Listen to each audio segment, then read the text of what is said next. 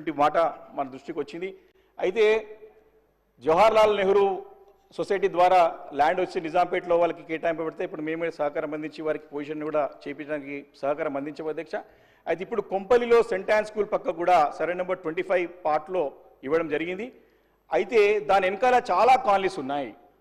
అక్కడ నుంచి natural stream drainage system కానీ స్ట్రాంగ్ వాటర్ డ్రైన్ కానీ దాంట్లో కొని ఆ ల్యాండ్ నుంచి వెళ్తూ ఉంది. న్యాచురల్ వ్యాలీ ఉంది. హెచ్ఎండబ్ల్యూఎస్ దానికి సంబంధించినటువంటి సుమారు కొన్ని కోట్ల రూపాయలు మంజూరు చేసింది. కానీ హెచ్ఎండిఏ దానికి ఎన్ఓసి ఇస్తలేదు. రోడ్డు, డ్రైనేజు, ఎలక్ట్రిసిటీ మరి ఇవన్నీ కూడా ఎమర్జెన్సీ సర్వీసెస్ కాబట్టి అది అవసరమే. అక్కడ ఇంకా ప్రజలు ఇబ్బంది పడుతున్నారు. దాన్ని పరిష్కరించాల్సిందిగా నేను సందర్భంగా కోరుతా ఉన్నా. అధ్యక్ష, ఈరోజు రియల్ ఎస్టేట్ గురించి తప్పకుండా చెప్పాల్సిన అవసరం ఉంది అధ్యక్ష. నేను గత అసెంబ్లీ సమావేశాల్లో కూడా నేను మంత్రి గారు కూడా చెప్పాను. సార్, మీరు తీసుకున్న నిర్ణయాలు కొన్ని నిర్ణయాలతో సరే కొన్ని నిర్ణయాలు ఇండస్ట్రియల్గా వచ్చే పెట్టుబడులకి ఇబ్బంది ఉన్నా ఈ హైడ్రా అనే దానితో ఈ రియల్ ఎస్టేట్ పూర్తిగా ఇబ్బంది పడుతుందని చెప్పి మరి గతంలో చెప్పడం జరిగింది అధ్యక్ష. మా దగ్గర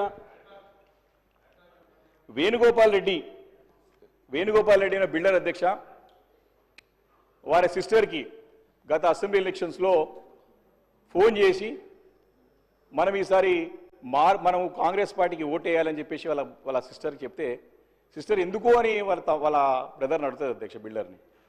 మనం మార్పు కావాలి అని చెప్పేసి ఆయన చెప్తాడు అధ్యక్ష. వేణుగోపాల్ రెడ్డి మొన్న చనిపోయింది అధ్యక్ష, ఆత్మహత్య చేసుకున్నాడు. మేము వారింటికి నేను, హరీష్ రావు గారు అందరం కలిసి వెళ్ళి అడిగినాం అధ్యక్ష. ఆమె అన్నది కొంపల్లి అధ్యక్ష, గుండ్లపోచంపల్లి, అది అందరూ కూడా తెలుసు. అడిగిన తర్వాత సోదరిమని చెప్తుంది, మా తమ్ముడు ముఖ్యమంత్రి అంటే రేవంత్ రెడ్డి గారి పేరు నమ్మకంతో మార్పు కావాలని చెప్పి నన్ను కాంగ్రెస్ పార్టీకి ఓటేయమన్నాడు. కానీ వాడి మార్పు వాని ప్రాణాన్ని తీసుకోవడం వరకు వస్తుందని చెప్పేసి మేము ఊహించలేదని చెప్పేసి తన బాధను వ్యక్తం చేసింది అధ్యక్ష. నేను ఆ స్టేట్మెంట్ కూడా ఎందుకు చెప్తున్నానంటే అధ్యక్ష, ఆ స్టేట్మెంట్ కూడా నేను మీ ద్వారా వారికి పంపిస్తాను అధ్యక్ష, చూసుకోమని వచ్చే అధ్యక్ష. దాని గురించి నేనేమంటాను అధ్యక్ష, కొన్ని నిర్ణయాలు ప్రజల్లో వచ్చేటువంటి ప్రజల్లో వచ్చే ఇబ్బందుల గురించి వారు చెప్పాల్సిన అవసరం ఉంది కాబట్టి నేను చెప్తున్న అధ్యక్ష, తెలుసుకోవాల్సిన అవసరం ఉందని చెప్పి సందర్భంగా నేను మనవి చేస్తున్నాను అధ్యక్ష. అదేవిధంగా మనకి కొన్ని మున్సిపాలిటీలలో కూడా మనకి దగ్గర టీయూఎఫ్ఐడిసి ఫండ్స్ గతంలో శాంక్షన్ అయ్యింది అధ్యక్ష.